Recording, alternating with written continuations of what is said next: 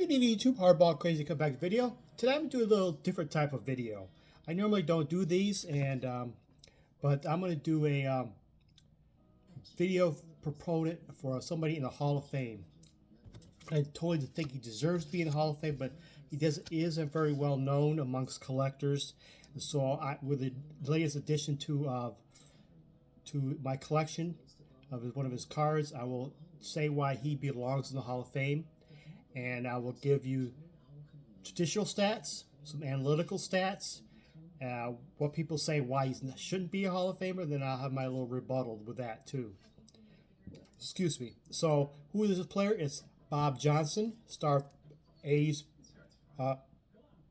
outfielder from the 30s and 40s, played from 1933 1945, left fielder. His nickname is Indian Bob Johnson because of the Cherokee Indian heritage he has. He mostly played for the Philadelphia A's. He did play 1 year with the Washington Senators, and in his career with the Boston Red Sox in '45. This is his 34 Gaudy rookie card. My latest edition is an autograph of him, 1978 Grand Slam. Kind of a bland black and white, but this '78 Grand Slam was designed as a set, like 200 card set of all these players at the time were in the set was living. And it was designed for these players to have signatures for cards and for the fans, collectors. So if you wanted a Bob Johnson card through the mail or at a shower or something or other, and you could get these cards that are designed for autographs and the bio on the back of Bob Johnson. So I wrote some notes, and this is what Bob Johnson's career was. Played from 1933 1945. So that's 13 seasons. He didn't start until age 27 season because he didn't play until the latest sellout of players of Connie Mack, the Philadelphia A's, so he didn't debut until Al Simmons was gone. After Lefty Grove, his rookie year, he played with Mickey Cochran, and he was gone after that. His first 3 years, he played with Jimmy Fox. After that, he was gone. And so basically, for most of his career, he was... didn't play with anybody. I looked it up through his little research. Cochran's first year, Fox's first 3 years, and towards the end of his career, like 1 year with the Red Sox, he played with Bobby Doerr. Outside of that, he did not have one Hall of Fame teammate in his batting lineup. So pretty much the whole career, except for 9 of the 13 years, he was the guy in the lineup. And with his career stats of 288 home runs, over 1,283 RBIs with a career batting average of 296. 7 straight years he had 100 RBI seasons. That's with nobody protecting him and hardly anybody in front of him knocking him getting 100 RBIs. Nobody notable in front of him either. His career slash line is 296. 393 on base, and 506 slugging. So 296, 393, 506. So he just missed the elite 300, 400, 500 club, which is like 22, 21, 22 players, and they're all Hall of Famers except for like Shoeless Joe Jackson and maybe one other player. So he just missed that by a few hits. So basically, he is as good as those guys. Just a few hits short doesn't count as that. So 300, 400, 500 guy career. He walked 200 more times, over 200 more times did he struck out. So he's a solid hitter all around. Good fielder, he's amongst the league leaders in fielding percentages and assists. In 13 years, he made 8 All-Star teams and received Hall of Fame votes in 6 seasons of those, and top 5 in 2 of those. And his OPS plus, if it was for his entire career, was 139 OPS plus. That means for his entire career, he was 39% better than the average player. Solid, isn't it, huh? You look at the deterrence of his career. It doesn't have a lot of black ink in his reference page, which is basically, that means you lead the league in something. Well, guess what? He played in the same era as Jimmy Fox, Hank Greenberg, Lou Gehrig, partially, Charlie Gehringer, and other Hall of Famers. So you expect Bob Johnson to beat out Jimmy Fox and Lou Gehrig, Hank Greenberg, and these stats? Yeah, I won't count that against him.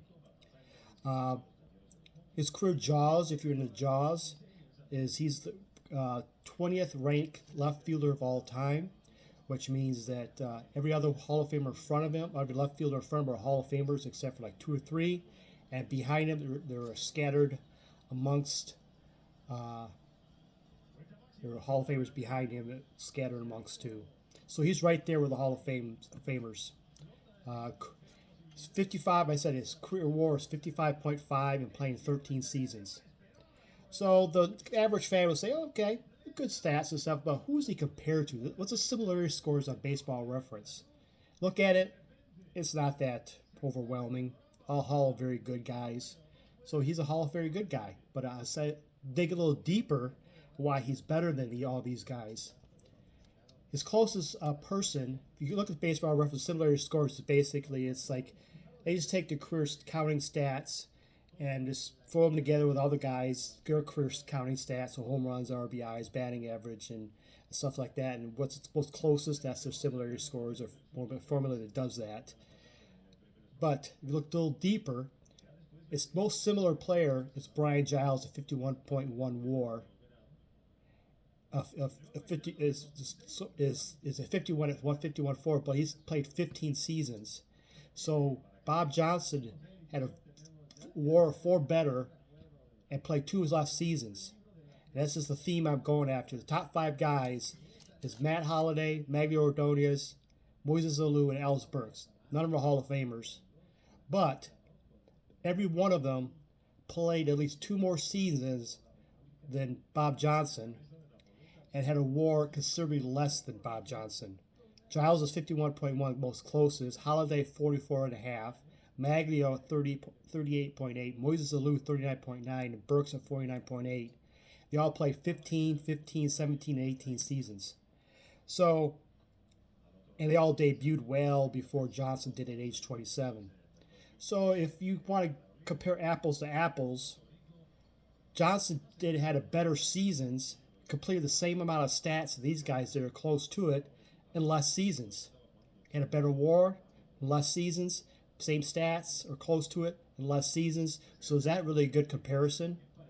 If he played debut 2 more years earlier and played the 15 years, his WAR would probably be in a 62 or so, and he gained another 40 home runs, gained another 200, 180 to 200 RBIs. I don't know, just a rough estimate. Then he would get, instead of having 288 home runs, he might have like 320 some home runs, 330 home runs. His RBIs might have been up to 1,400 to 1,500. His WAR may be in the 62 area, and he would probably be right there in the same threshold as the 300, 400, 500 club. And that's right there, bumps his Hall of Fame status way up. And he shouldn't be penalized for playing less seasons because he started out later. It wasn't his problem. He should be penalized for not winning the league in the stats, black stats, because he played against the all-time greats, and he could tell he's one of the best players of his era. 13 seasons, 8 All-Stars. He was regarded amongst his peers as one of the best players, and his MVP votes in many of the six seasons. So he was regarded as one of the top players. But he just played in some bad Philadelphia A's teams. Never played on a winning team. Never made the play World Series. But he is ranked amongst the best left fielders of all time. And his counting stats is right there with him. And his analytical stats is right there with him. But he just get kind of lost in the shuffle. So I think he deserves the Hall of Fame. I don't know if you agree or not, but I am a big pro Indian Bob Johnson fan. Playing 13 years and playing at elite level every year. is something. And if you just casually look at the similarity scores, it doesn't add that. But if you dig a little deeper, he did it everything in less time than the rest of the guys, and he did it. If you were a war guy, he did it at a better um, rate than the other guys. So he was a legit star.